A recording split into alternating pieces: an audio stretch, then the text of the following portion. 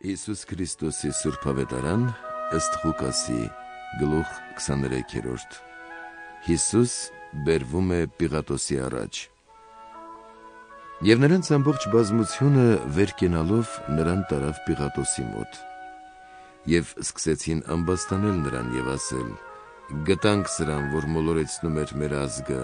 արգելում էր կայսրին հարկեր տալ և ինքն իր մասին ասում էր, թե Քրիստոսն է, թագավոր»։ Իսկ Պիղատոսը հարցրեց նրան և ասաց. «Հրեաների թագավորը դու ես»։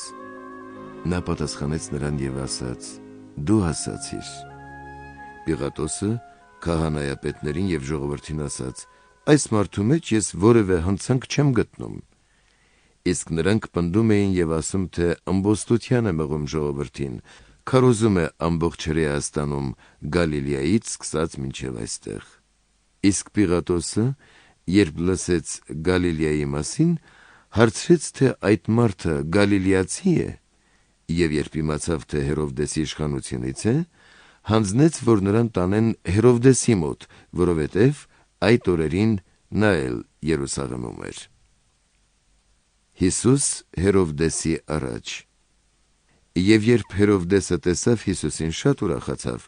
որովհետև երկար ժամանակից ի վեր ցանկանում էր նրան տեսնել, քանի որ հաճախ լսում էր նրա մասին և ակնկալություններ ուներ նրա ձեռքով կատարված որևէ նշան տեսնել։ Հերովդեսը նրան հարցաքննեց շատ խոսքերով,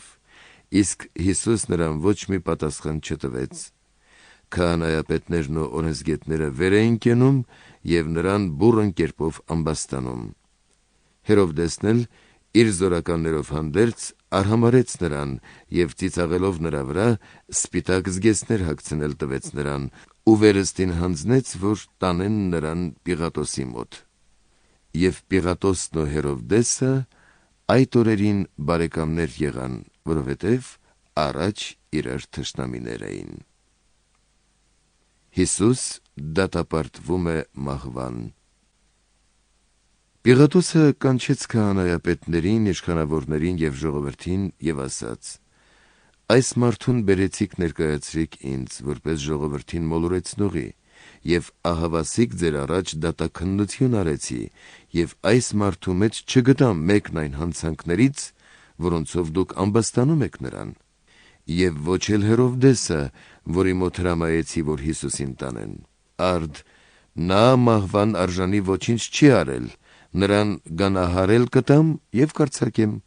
որովհետև հարկավոր էր յուրաքանչյուր տոնի առթիվ մի բանտարկյալ արձակել նրանց համար»։ Եվ նրանք ամբողջ բազմությամբ աղաղակում էին և ասում. «Նրան վերցրու և արձակիր մեզ համար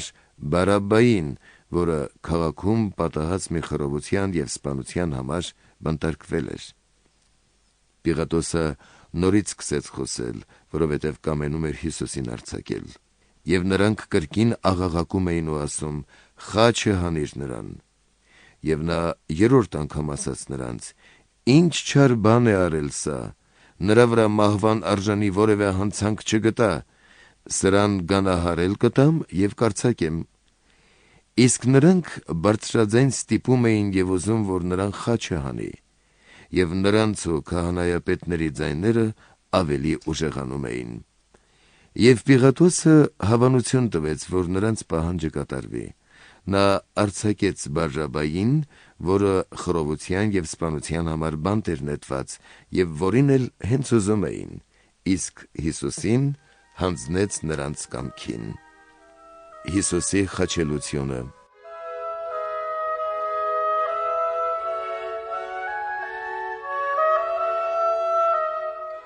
Երբ նրան առան գնացին, բռնեցին Սիմոն Կյուրենացի անունով մեկին, որը հանդից էր գալիս։ Նրա վրա դրեցին խաչը, որ այն բերի Հիսուսի հետևից։ Եվ նրա հետևից գնում էր ժողովրդի մի մեծ բազմություն և կանայք, որոնք կոծում էին ու ողբում նրան։ Հիսուս դարձավ և ասաց նրանց. «Երուսաղեմի դուստրեր, ինձ վրա լաց մի եղեք, այլ լաց եղեք ձեր և ձեր որդիների վրա, որովհետև օրեր պիտի գան, երբ մարդիկ պիտի ասեն. երանի չբեր կանանց եւ նրանց, որոնք բնավ չծնեցին եւ չդիեցրին։ Այն ժամանակ մարդիկ պիտի սկսեն ասել լեռներին, թե ընկեք մեր վրա, եւ բլուրներին, թե ծածկեցեք մեզ, որովհետեւ երբ դալար փայտին այսպես անեն, չորին ինչ կպատահի։ Ուրիշ երկու չարագործներ էլ բերեցին նրա հետ սպանելու համար։ Երբ հասան Գագաթ կոչված տեղը, այնտեղ նրան խաչը հանեցին, եւ չարագործներին էլ մեկին աջ կողմը, մյուսին ձախ կողմը խաչեցին։ Եվ Հիսուս ասաց. «Հայր, ներիր դրանց, որովհետև չգիտեն, թե ինչ են անում»։ Եվ նրա զգեստները բաժանելու համար վիճակ գցեցին, իսկ ժողովուրդը դիտում էր։ Իշխանավորները նրանց հետ միասին ծաղրում էին նրան եւ ասում. «Ուրիշներին ազատեց, թող ինքն իրեն էլ ազատի, եթե դա է Քրիստոսը, Աստծո ընտրյալ որդին»։ Զինվորներն էլ ծաղրում էին նրան, առաջ էին գալիս, քացախ էին մատուցում նրան եւ ասում. «Եթե դու ես հրեաների թագավորը, փրկիր ինքդ քեզ»։ Եվ նրա խաչի վրա մի գրություն կար, գրված հունարեն, լատիներեն եւ եբրայերեն գրերով, թե սա է հրեաների արքան։ Իսկ կախված չարագործներից մեկը հայհոյում էր նրան եւ ասում. «Դու չես Քրիստոսը, փրկիր ինքդ քեզ եւ մեզ»։ Նրա ընկերը նրան սաստելով պատասխան տվեց եւ ասաց. «Աստծուց չես վախենում, դու որ նույն պատիժն ես կրում, եւ մենք իրավացիորեն արժանի հատուցումն ենք ստանում այն գործերի համար, որ կատարեցինք, իսկ սա որևէ վատ բան չի արել»։ Եվ ասաց Հիսուսին. «Հիշիր ինձ, Տեր, երբ գաս քո թագավորությամբ»։ Եվ Հիսուս նրան ասաց. «Ճշմարիտ եմ ասում քեզ, այսօր ինձ հետ դրախտում կլինես»։ Հիսուսի մահը։ Եվ համարյա կեսօր էր, եւ խավար եղավ ամբողջ երկրի վրա մինչև ժամը 3-ը։ Արեգակը խավարեց, եւ տաճարի վարագույրը մեջտեղից պատռվեց։ Եվ Հիսուս բարձրաձայն աղաղակեց եւ ասաց. «Հայր, քո ձեռքն եմ ավանդում իմ հոգին»։ Երբ այս ասաց, հոգին ավանդեց։ Եվ հարյուրապետը տեսնելով ինչ որ պատահեց, փառավորեց Աստծուն եւ ասաց.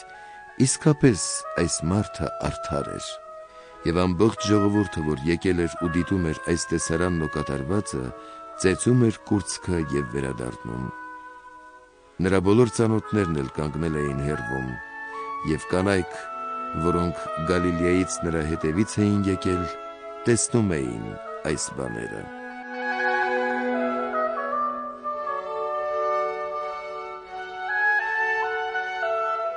Հիսուսի թաղումը։